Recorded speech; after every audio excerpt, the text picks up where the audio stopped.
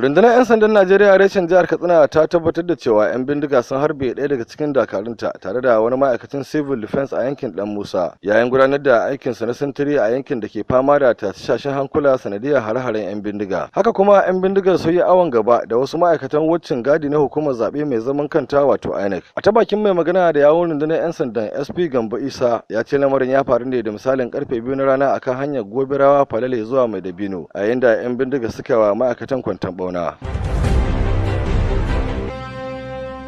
Ma'aikatar tsaron jamhuriyar Nijar ta ce dakarun ƙasar sun kashe mayakan Boko Haram 38 a wani hari da 'yan ta'addan suka kai ma sojojin da ke wajen garin Goskoro da ke yankin kudu maso gabacin ƙasar a jiya Asabar. Garin na Goskoro yana cikin jihar Difa ne wadda ke makautaka da yankin arewa maso gabacin Najeriya, yankin da mayakan Boko Haram ɗin ke yaduwa a ƙasar. Bayanin ma'aikatar tsaron da ta bayyana ya ce 7 daga cikin sojojin Nijar ɗin sun rasa rayukansu yayin ƙoƙarin fafatawa da maharan.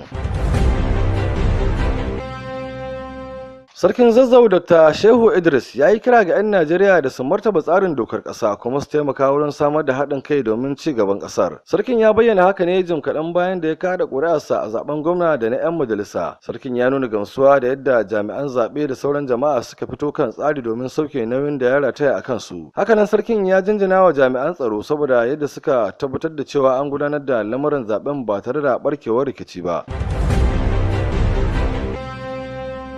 Sojojin haɗaka na Yemen sun kashe wani babban kwamandan Husawa mai suna Ahmad Nabil As-Sawari tare da wasu manyan dakarun 'yan tawaye a wani hari da suka kai musu a garin Alabsiya. Ahmad As-Sawari dai ɗa ne ga wani shahararren attajiri na ƙasar Yemen wanda ake kira Nabil As-Sawari. Dama dai a daren jiya Asabar ne sojojin haɗakar suka ba da labarin cewa sun kai wasu hare-hare a yankin Kashar da abin ya faru, kuma har ma sun sami nasarar kashe mutane 200 daga cikin 'yan tawayen. Zanga-zangar adawa da tsayawa takarar shugaban ƙasar Algeria a karo na 5 na ƙara girmama kuma tana ɗaukar hankulan jaridun da ake wallafawa da harsunan Larabci da Faransanci a Algeria. Dubun dubatan al'ummar Algeria ne suka mamaye birnin Algiers da ma sauran manyan biranen ƙasar inda suka kira da shugaban ƙasar Abdulaziz Bouteflika da ke fama da rashin lafiya da ya haƙura ya bari wani sabon jini ya ci gaba da shugabantar ƙasar. Rahotanni daga ƙasar Faransa ma sun nuna ɗaruruwan 'yan asalin Algeria mazauna Faransa ne suka bazama a biranen Paris suna nuna adawar su da shirin tazarcen shugaba Bouteflika.